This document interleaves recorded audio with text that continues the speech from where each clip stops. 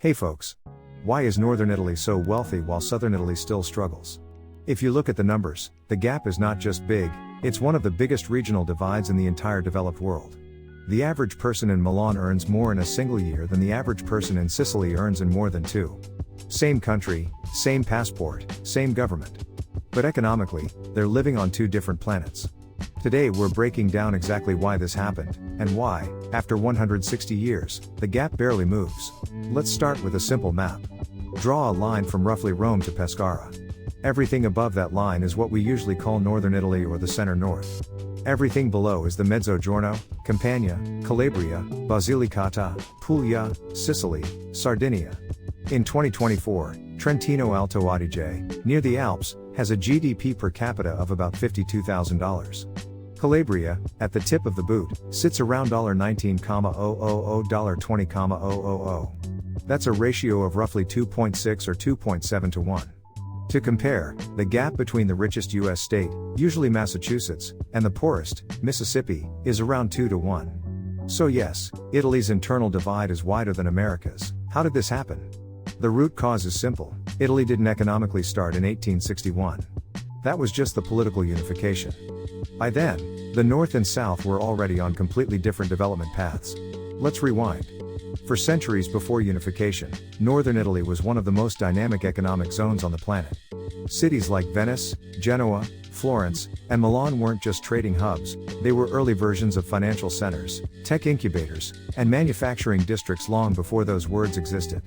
Venice had sophisticated financial instruments and a proto-stock exchange in the 1300s. Florence pioneered modern banking and accounting.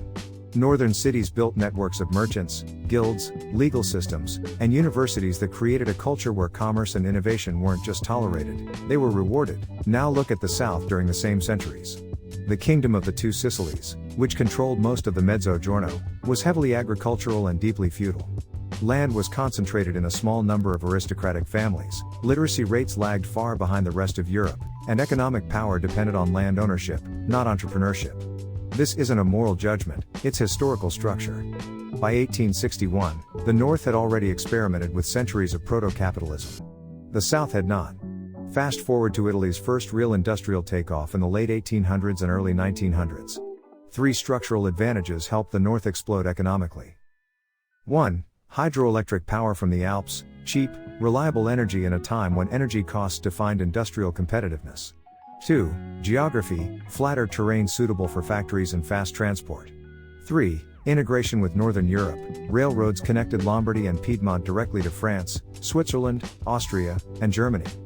Milan, Turin, and Genoa became the industrial triangle. Fiat, Pirelli, Olivetti and others emerged as industrial giants. By 1913, the North was producing steel, chemicals, cars, textiles, everything a modern economy needs. And the South? Still overwhelmingly agricultural, with very little industrial capital. Mechanization arrived late. Infrastructure was sparse. Many Southern workers migrated to the Americas or to Northern factories because opportunities simply weren't there. After World War II, the Italian government tried to fix the imbalance with an enormous development program called the Cassa per il Mezzogiorno. From 1950 to the early 1990s, Rome poured what would be hundreds of billions of today's dollars into southern roads, dams, industrial plants, and new factories. The intention was good, but many projects became what Italians call cathedrals in the desert, giant complexes far from suppliers, ports, or skilled labor, unable to operate efficiently. Others were absorbed by corruption, political patronage, or mismanagement. The result? A lot of spending with limited long-term impact. Meanwhile, something very different, and much more organic, was happening in the North. Small family-owned firms in Emilia-Romagna, Veneto, and Lombardy developed a unique system of industrial districts. Instead of a few giant corporations, you had hundreds of hyper-specialized companies in the same town, one making precision metal parts, another making machinery, another making niche components. These clusters allowed small businesses to innovate fast, compete globally, and build trust networks. This model, based on collaboration and specialization, created millions of stable middle-class jobs. Many of these districts still dominate global niches today, from luxury eyewear to ceramic tiles to automotive components. Now jump to the present so you can see how massive the gap still is. Lombardy alone, the region around Milan, has a GDP of roughly $500 billion, bigger than New Zealand or Portugal.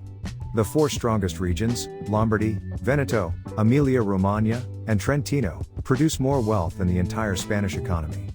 Meanwhile, if you combine all 8 regions of the south, they still generate less output than Lombardy by itself. Unemployment? In Bolzano, it's around 3%, similar to some of the most prosperous regions in Northern Europe. In parts of Sicily and Calabria, it fluctuates between 18 and 25%. Youth unemployment is even worse. Female labor participation? In Emilia-Romagna it's around 70%. In Campania, close to 30%. That difference alone reshapes entire family incomes. Exports? Roughly 60% of everything Italy sells to the world, machinery, food products, luxury goods, industrial inputs, comes from just 3 northern regions. Those same 3 regions export more than France's entire luxury sector. This isn't a temporary fluke, it's structural. Now we have to address the uncomfortable part. Organized crime in the south, Mafia, Camorra, and 'Ndrangheta, Sacra Corona Unita, is not just a stereotype. These groups historically infiltrated local governments, ports, construction projects, and businesses. While northern companies reinvested profits into innovation, many southern businesses also had to deal with the pizzo, a protection payment that eats into margins and discourages outside investment. The 'Ndrangheta alone is estimated to generate tens of billions annually worldwide.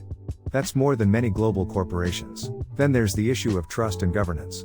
Northern Italy consistently scores among the highest regions in Europe in social trust, similar to countries like Denmark or the Netherlands.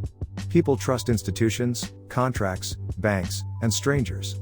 Southern Italy scores much lower, closer to emerging economies. Low trust means higher transaction costs, less collaboration, slower innovation, and weaker public institutions. Brain drain makes it worse. Every year, around 100,000 to 120,000 young Southern Italians move north or abroad. The South invests in their education, Germany, Switzerland, and the North reap the benefits. The Mezzogiorno loses doctors, engineers, researchers, and entrepreneurs, the exact people who could help rebuild its economy. Infrastructure also tells the story. Italy's impressive high-speed rail network essentially stops south of Salerno. Beyond that, trains run slowly on older tracks, some not even electrified. Rome to Reggio Calabria takes 9 hours. A similar distance in the north takes under 3. When infrastructure is slow, business is slow. So, is the gap closing? Not really. In 1951, Southern GDP per capita was about 53% of the North. Today, after decades of subsidies and transfers, it hovers around 55 to 60%. The line barely moved. Some blame stereotypes, politics, or even cultural differences. But the real explanation is more structural: institutions, geography, and path dependence. Once a region develops industrial capital, dense networks, and trust, it compounds over time. Once another region falls into a cycle of weak governance, low trust, emigration, and underinvestment, it becomes extremely difficult to break. The simplest way to understand Italy today is this: Northern Italy functions like a Central European economy, similar to Austria or Southern Germany, but with better food. Southern Italy functions more like a Mediterranean economy, similar to Greece or parts of the Balkans, but with weaker infrastructure and a stronger criminal presence. Italy isn't one homogeneous economy. It's more like 2 distinct economic systems stitched together in 1861, still negotiating who pays for what, and why the gap won't disappear. If you've only visited Rome, Florence, or Venice, you haven't seen the Mezzogiorno. Fly into Naples, drive down to Basilicata, Puglia, or Calabria, and you'll feel like you've entered an entirely different country. That contrast, beautiful, historic, but economically stuck, is the part of Italy few tourists ever see. And until the structural issues change, the numbers won't either. If you enjoyed this analysis, leave a comment and give it a like. And if you want more videos like this, clear and unfiltered, subscribe to the channel.